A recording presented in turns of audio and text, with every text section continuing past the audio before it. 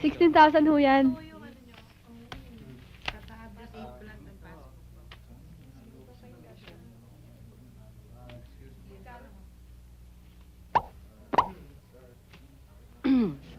Siya! Kuya, yan yung naloko sa akin. Siya yung recruiter na kumuha ng 16,000 ko. Hoy! Ayop ka? Ikaw pala yung tumangay sa kapatid ko ng 16,000? Ka, pinakakuha mo ng trabaho sa Japan? Tapos sinakbuhan mo? Wala akong kinalaman sa Japan na yan. Ano ko? Sinungaling! Kuya, pinahiya niya ako. At pinaglaruan yung... Nakita niya?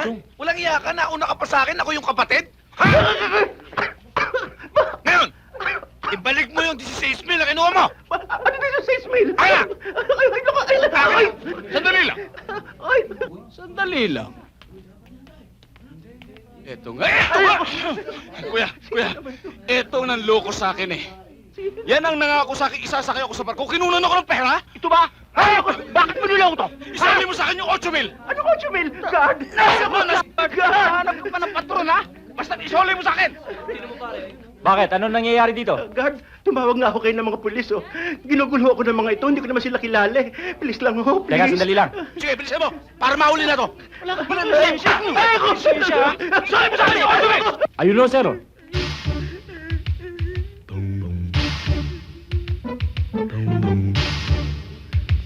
Ito talaga. Ano nangyayari dito? Ninakawan ka, no? Dahil ka. Naku, hindi ho, sir. Ako ay naririto, minding my own business. Ah? Bigla na lang ko silang dumating dito. Pinagisampal ako, pinagsusuntok ako, kinuha lahat ng pera ko. At ang sabi pa nila, ako daw ay illegal recruiter. Aha, illegal recruiting. Ay, Tinangay sa akin, 16,000. Sa akin, 8,000! Estafa! At hindi lang ho yan! Ng aking kapatid! Attempted. Sumama ka na sa akin. Halika na. ito muna ko sandali. Kulong nyo na sa kural yan! Ang bibigat ng kaso mo, ah. Illegal recruiting, estafa, attempted. Naku, sir, hindi ho totoo yan. Baka ho napagkamalan lang nila ako. Anong napagkamalan? Eh, ang dami-daming testigo. Mahina ang 3 taon sa'yo. Naku, boss, huwag naman ho. Mahina pa naman ang business ngayon. Magbago ka na! Taba! Bakit? Ano ba ang business mo? Laging ho, sir. Bawal yun, ah. Illegal logging. Another 5 years. Naku, sir, baka naman ho, pwede nating maayos ito, oh. Ayusin na lang po natin. Aba, sandali. Ano ang akala mo sa akin? Alagad ako ng batas. Abay, dagdagan po At natin. kahit dagdagan mo pa yan, Eto pa. kukunin ko na yan. Sige, sibat na. Oh, salamat ho, sir. Salamat Ah. ho.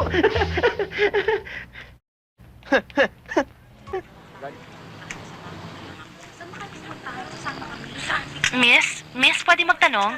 Andiyan pa ba yung kapatid ko, si Asuncion, yung nagde-demonstrate ng makeup? Kapatid ka ba ni Sean? Oo, ako nga pala si Salve.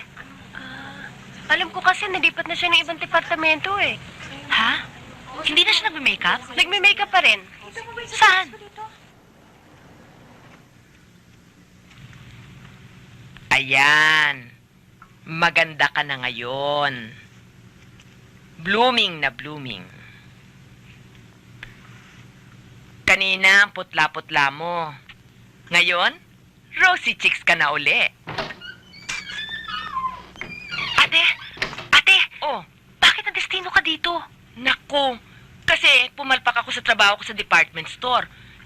Eh, nagreklamo ang customer. Nilipat nila ako dito. Dito daw, walang magnireklamo. Kasi mga tahimik sila dito at mababait. Eh, syempre, mababait yan. Eh, mga patayan, eh, mga wala nang nararamdam. Eh, ngayon, nung...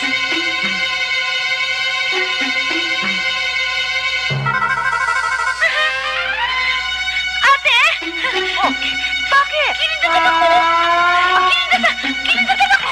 Totoo, kinindatan ako! Kalala, natutuwa lang tingin ko eh. Nagagandahan siya. Ano? Nagagandahan si kayo. Nasisiro mo pa kumindat. Tonyo! Tonyo! Huwag mong takutin, kapatid ko yan, ha? Bakit mo sinakausap?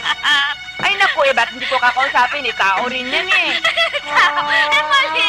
Hindi mo dapat kausapin yan, eh. Ano ba? Gusto nila bumangon yan, eh.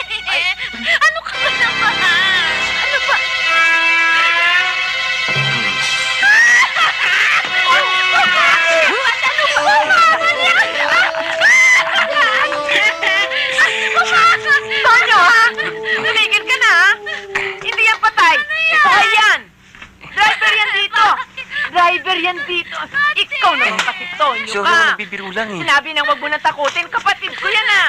Pasensya na ho. Bakit? Walang ya! So, inaamin nyo na kayo ang gumagawa nun. Opo, ma'am. At nangangako kayo na hindi nyo na uulitin yon. Opo, ma'am. Okay.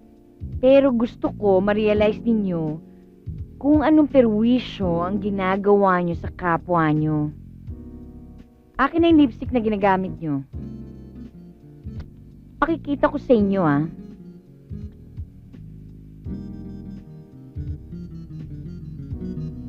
Masyado kang makipot, ha? Ayan, medyo malaki, ang muka.